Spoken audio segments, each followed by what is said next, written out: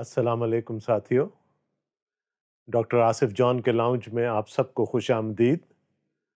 ہمارا پروگرام ہے نور حیات، اور آپ کو معلوم ہے کہ اس پروگرام میں آج کل ہم مقدس لوکا کے انجیلی بیان کا سلسلہ وار تفسیری مطالعہ کر رہے ہیں۔ ہم ابھی تک پہلے باب میں ہیں۔ پہلا باب کافی لمبا ہے۔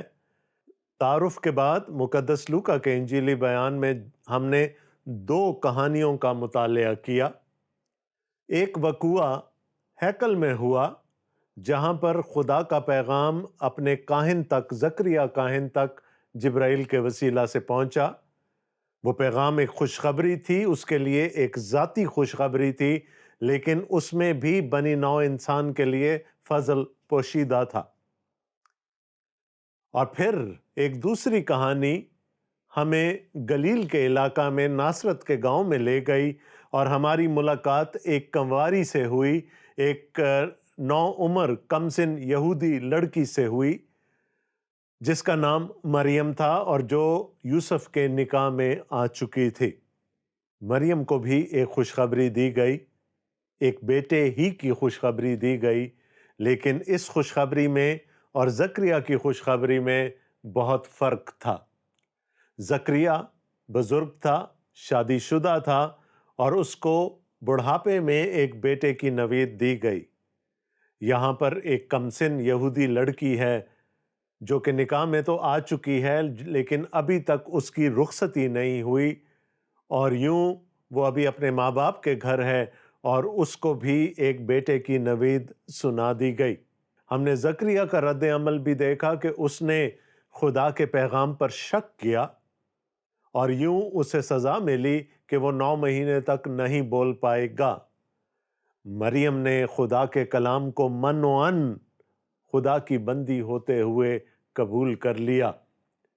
یہ 2 کہانیاں مختلف علاقوں میں، مختلف جگہوں پر، مختلف شخصیات سے شروع ہوئیں، لیکن آج ہم دیکھیں گے کہ یہ دونوں کہانیاں جا کر آپس میں کیسے ملتی ہیں۔ ایک طرف ایک بیٹے کی خوشخبری تھی جس کا نام بھی تجویز کر دیا گیا یوحنا، جان، جس کا مطلب ہے خدا فضل ہے یا خدا فضل کرتا ہے۔ دوسرے طرف بھی ایک بیٹے ہی کی خوشخبری تھی، اور اس کا نام بھی پیدائش سے پہلے ہی تجویز کر دیا گیا۔ خدا نے خود تجویز کیا، یسوع، جس کے معنی ہے خدا نجات ہے یا خدا نجات دیتا ہے۔ اب آپ یہ دیکھیں کہ یہ دونوں بچے جن میں کہ 6 مہینے کا فرق ہے، ابھی ان کی پیدائش نہیں ہوئی، لیکن ان دونوں کا تعلق خدا کی بھیجی ہوئی نجات سے ہے۔ اور جیسا کہ ہم جانتے ہیں کہ نجات خدا کے فضل سے ہے، سو ہم دیکھ سکتے ہیں کہ ایک بچے کا نام خدا فضل ہے رکھا گیا، اور دوسرے کا نام خدا نجات ہے۔ ہم نے جانا کہ مریم کو ایک نشان دیا گیا تھا، اور وہ نشان یہ تھا کہ اس کی رشتہ دار الشبا بھی حمل سے ہے، اور اس کے حمل کو 6واں مہینہ ہے۔ اور ہم نے یہ بھی دیکھا تھا کہ مریم ہماری طرح ایک سادہ سی انسان تھی جس میں خوبیاں بھی تھیں، خامیاں بھی تھیں، اور وہ خدا کی دی ہوئی خوشخبری کی تصدیق کرنے کے لیے یہودیہ کے پہاڑی علاقے میں الشبا کے گھر چلی گئی، اور یوں یہ دونوں کہانیاں جو مختلف جگہوں پر شروع ہوئی تھیں یکجا ہو گئیں۔ آج ہم آگے پڑھیں گے کہ پھر کیا ہوا، اور ہم دیکھیں گے مقدس لوکا کا انجیلی بیان، اس کا پہلا باب اور اس کی 41ویں آیت سے۔ خداوند کے کلام میں یوں مرقوم ہے، اور جو ہی الشبا نے مریم کا کلام سنا تو ایسا ہوا کہ بچہ اس کے پیٹ میں اچھل پڑا، اور الشبا روح القدس سے بھر گئی، اور بلند آواز سے پکار کر کہنے لگی کہ تو عورتوں میں مبارک، اور تیرے پیٹ کا پھل مبارک ہے، اور مجھ پر یہ فضل کہاں سے ہوا کہ میرے خداوند کی ماں میرے پاس آئی، کیونکہ دیکھ جو ہی تیرے سلام کی آواز میرے کان میں پہنچی، بچہ مارے خوشی کے میرے پیٹ میں اچھل پڑا، اور مبارک ہے وہ جو ایمان لائی، کیونکہ جو باتیں خداوند کی طرف سے اس سے کہی گئی تھیں وہ پوری ہوں گی۔ میں نے آپ سے کیا کہا تھا؟ مریم تصدیق کرنے الشبا کے پاس آئی اور خداوند نے روح القدس کے وسیلہ سے الشبا کے ذریعے سے اس کو تسلی کا پیغام دے دیا اور اس کو یہ بھی بتا دیا کہ جو باتیں اس سے کہی گئی تھیں ان کا پورا ہونا ضرور ہے۔ 45ویں آیت اگر آپ دیکھیں لکھا ہے، اور مبارک ہے وہ جو ایمان لائی۔ خداوند کیا کہنا چاہ رہا ہے مریم سے کہ اب اس کے بعد شک نہ کرنا، اب اس کے بعد کوئی وہم یا وسوسہ اپنے دل میں نہ پالنا۔ وہ سب باتیں جو تجھ سے کہی گئی ہیں وہ سب پوری ہوں گی۔ جو باتیں خداوند کی طرف سے اس سے کہی گئی تھیں وہ پوری ہوں گی۔ تو جس کام سے مریم الشبا کے پاس گئی تھی وہ کام پورا ہو گیا، ان باتوں کی تصدیق ہو گئی، وہ نشان اس کے لیے سچ ٹھہرا۔ اب یہ دیکھیں کہ الشبا اپنے حمل کے 6 ماہ میں ہے، اور چند باتیں ہیں جو بہت ہی خوبصورت ہیں یہاں پر۔ پچھلے پروگرام کو ہم نے اس بات پر ختم کیا تھا کہ مریم زکریا کے گھر پہنچی اور اندر جا کر اس نے الشبا کو سلام کیا، اور اس کے بعد جو کچھ ہوا وہ روح القدس کی ہدایت سے ہوا۔ لکھا ہے کہ الشبا روح القدس سے بھر گئی اور اس نے کہا، تو عورتوں میں مبارک اور تیرے پیٹ کا پھل مبارک ہے، اور مجھ پر یہ فضل کہاں سے ہوا کہ میرے خداوند کی ماں میرے پاس آئی، کیونکہ دیکھ جو ہی تیرے سلام کی آواز میرے کان میں پہنچی، بچہ مارے خوشی کے میرے پیٹ میں اچھل پڑا۔ مبارک ہے تو، یقیناً مقدسہ مریم مبارک ہیں، ان پر خدا کا فضل ہوا تھا، اور ان سے الشبا نے کہا تو مبارک ہے اور مبارک ہے تیرے پیٹ کا پھل، وہ بچہ جو تیرے رحم میں پل رہا ہے۔ یعنی اس رات جب جبرائیل مریم پر ظاہر ہوئے تھے اسی رات مریم کا حمل ٹھہر گیا تھا، اور اب وہ بچہ یسوع ان کے پیٹ میں پل رہا ہے۔ الشبا روح القدس سے معمور ہو کر مقدسہ مریم کو مبارک کہتی ہے، اور اس کی ایک وجہ ہے۔ یسوع مسیح کی پیدائش تاریخ میں نہ اس دن سے پہلے کبھی ہوئی اور نہ اس کے بعد دوبارہ ہوگی۔ یہ اپنی ذات میں ہونے والا بڑا اچھوتا واقعہ ہے جو پھر کبھی نہیں ہوگا۔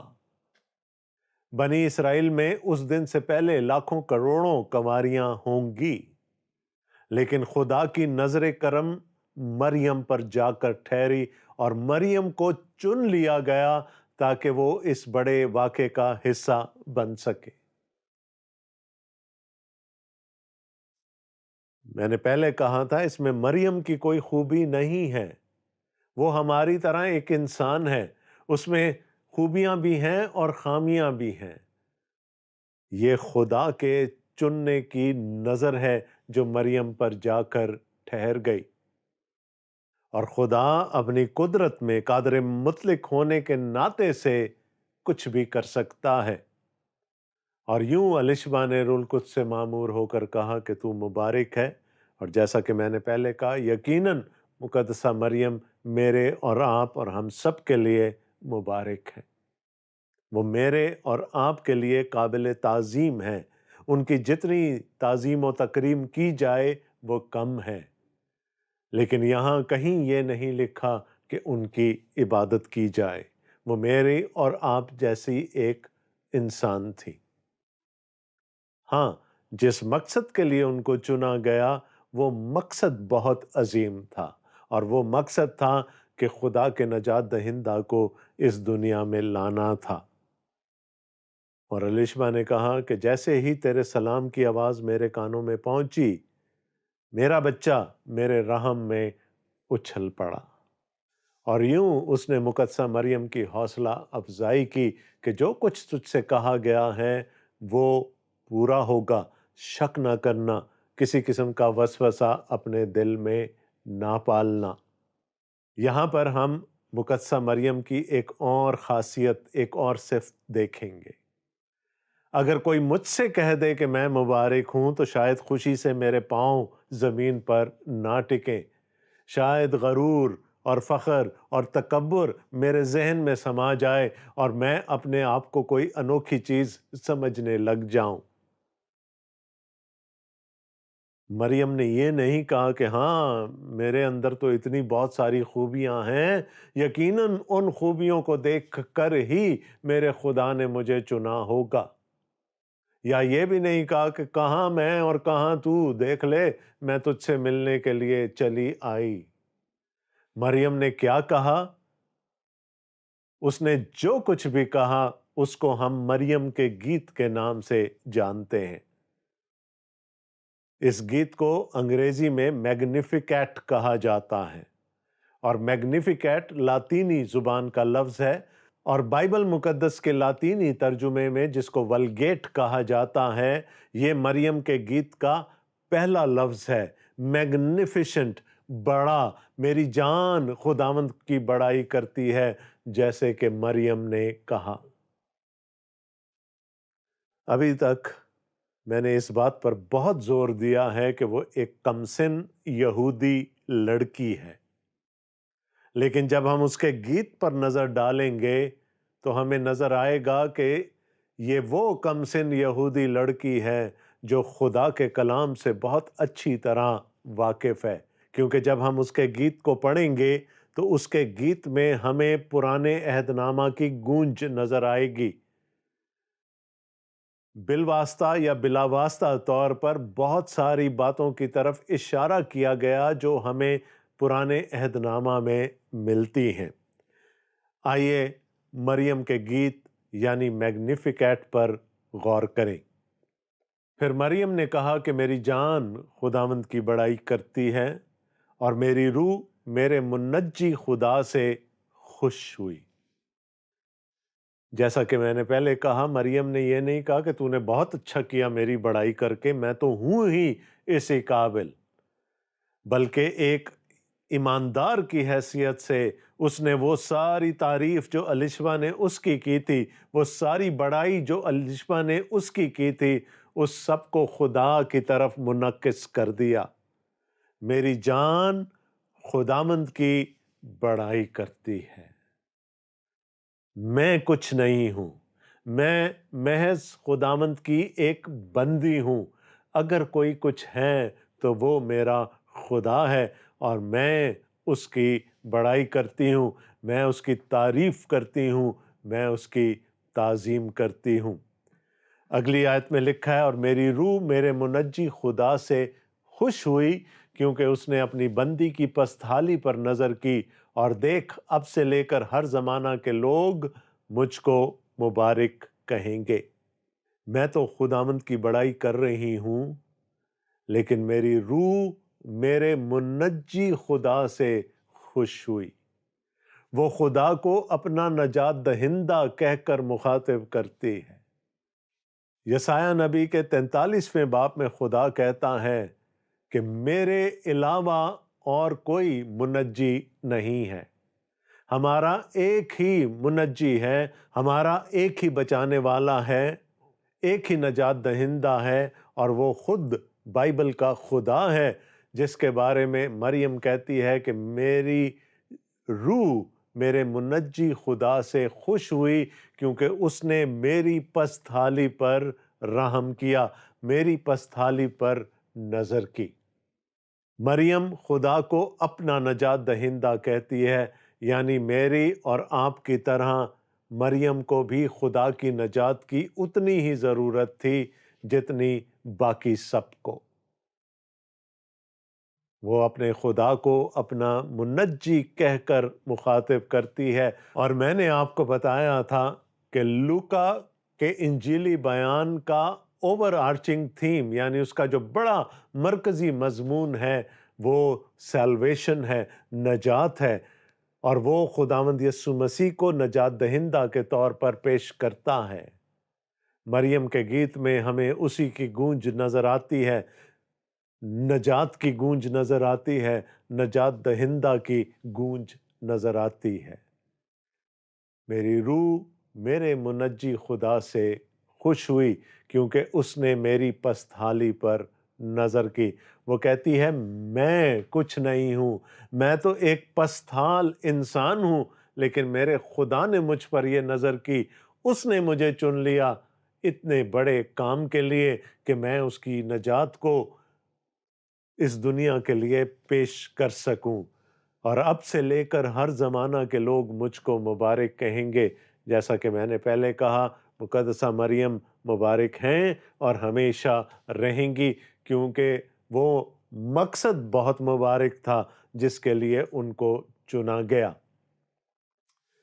کیونکہ اس قادر نے میرے لیے بڑے بڑے کام کیے ہیں اور اس کا نام پاک ہے۔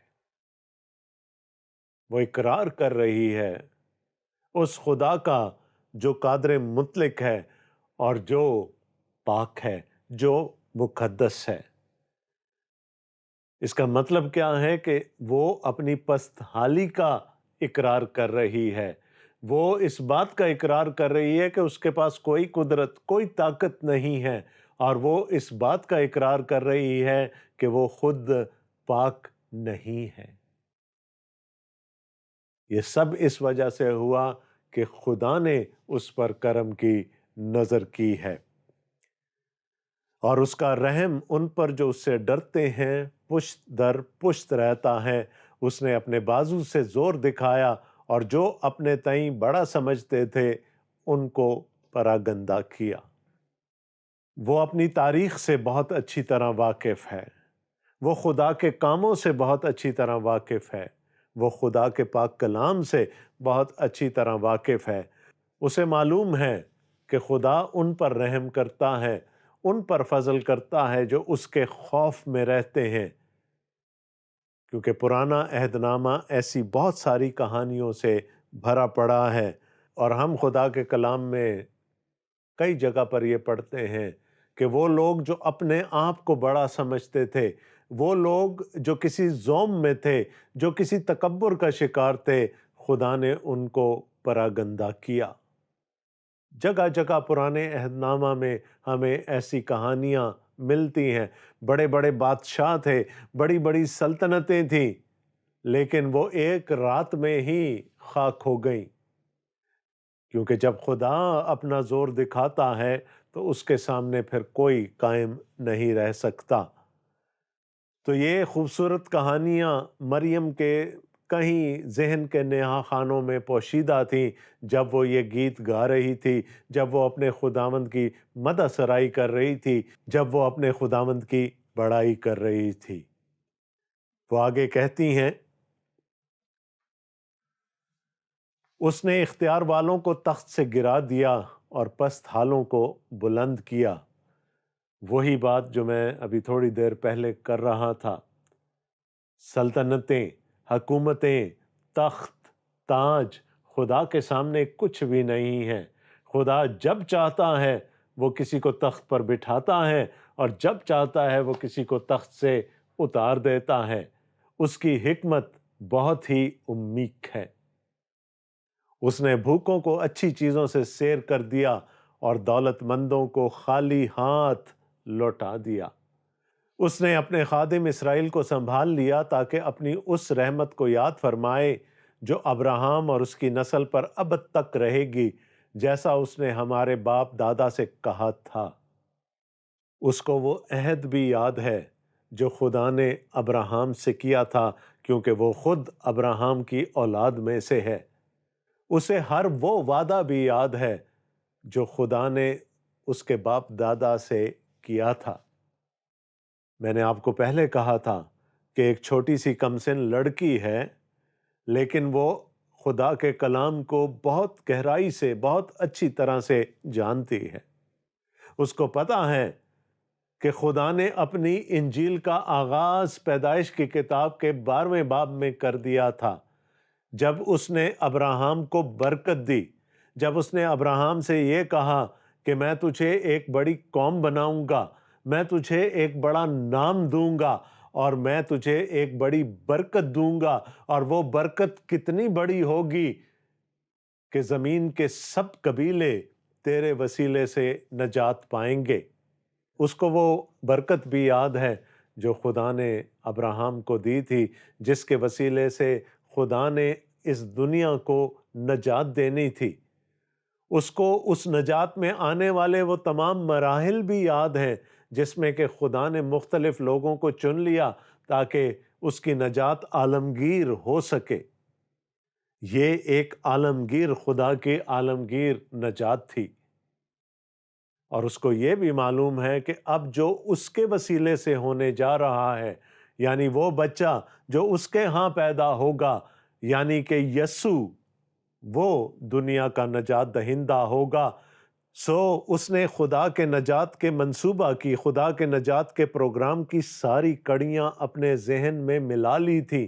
اس کو معلوم تھا کہ یہ سلسلہ ابراہم سے شروع ہوا ہے اور اب یہ خداوند یسوع مسیح تک پہنچنے والا ہے، اور وہ خدا کی بڑائی اس لیے بھی کرتی ہے کہ خدا نے اپنی اس نجات کے پورے منصوبے میں اس کو بھی ایک بڑے اعزاز کے ساتھ شامل کر لیا ہے کہ وہ یسوع مسیح کی ماں کہلائے گی، اس نجات دہندہ کی ماں کہلائے گی جس نے کہ ابراہم سے کیے گئے خدا کے وعدہ کو پورا کرنا ہے۔ سو دوستو، آج ہم نے مریم کے گیت پر غور کیا۔ ایک خوبصورت گیت، خدا کی بڑائی کا، خدا کی عظمت کا، خدا کی حمد کا، خدا کی تعریف کا ایک خوبصورت گیت ہم نے دیکھا۔ وہ گیت جس میں کہ پورے پرانے عہد نامہ میں خدا کی نجات کی تاریخ کا احاطہ کیا گیا، بلکہ یہ بھی بتا دیا کہ اب وہ نجات کس رخ پر چلنے والی ہے۔ مریم کو اپنے خدا کا کلام یاد تھا، اس کو اپنے خدا کے کلام کی سمجھ تھی، اور آگے چل کر ہمیں بتایا جا رہا ہے، اور مریم 3 مہینے کے قریب اس کے ساتھ رہ کر اپنے گھر لوٹ گئی۔ 3 مہینے تک ظاہر ہے کہ یہ وہ عرصہ تھا کہ جب مریم کو میڈیٹیشن کرنی تھی، مریم کو گیان دھیان کرنا تھا، ان ساری باتوں پر سوچنا تھا کہ جو اس کی زندگی میں ہونے جا رہی ہیں، اور ان ساری باتوں کو اگر کوئی اچھے طریقے سے سمجھ سکتا تھا وہ الشبہ تھی۔ اگر مریم نے کہا ہوگا کہ میرا تو حمل ٹھہر چکا ہے اور یہ خدا کی طرف سے ہے، تو الشبہ نے کہا ہوگا ہاں میرے ساتھ بھی یہی کچھ ہوا ہے، میرا بھی حمل ٹھہر چکا ہے، اور یہ بھی خدا کی طرف سے اس پیغام کے نتیجے میں ہوا ہے جو میرے شوہر کو ملا تھا۔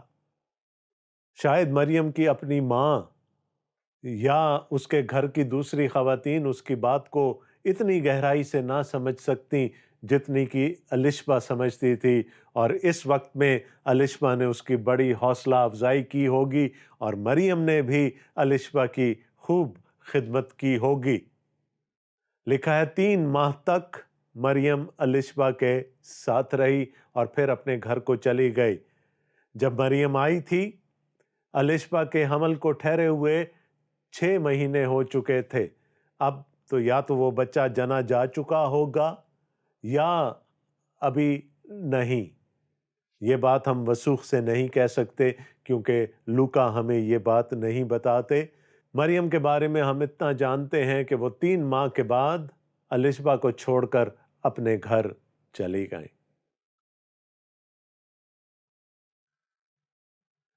کہانی یروشلم سے شروع ہوئی تھی، خدا کی ہیکل سے شروع ہوئی تھی، خدا کی ہیکل کے پاک مکان سے شروع ہوئی تھی۔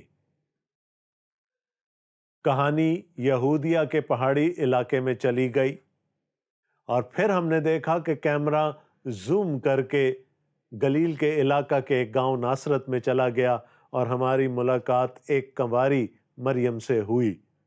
دونوں کہانیوں کا آپس میں ایک گہرا تعلق ہے، اور اس تعلق کے بارے میں ہم اگلے پروگرام میں بھی سیکھیں گے۔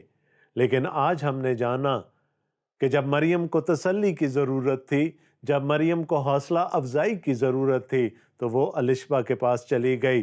جب مریم کو اس بات کی تصدیق کی ضرورت تھی کہ واقعتاً اس کے ساتھ ویسا ہی ہوگا یا نہیں، تو وہ الشبہ کے پاس چلی گئی، اور روح القدس کے وسیلہ سے الشبہ نے اس بات کی تصدیق کر دی، اور یوں مریم تسلی میں آ گئی، اور یوں وہ الشبہ سے حوصلہ افزائی پاتی رہی،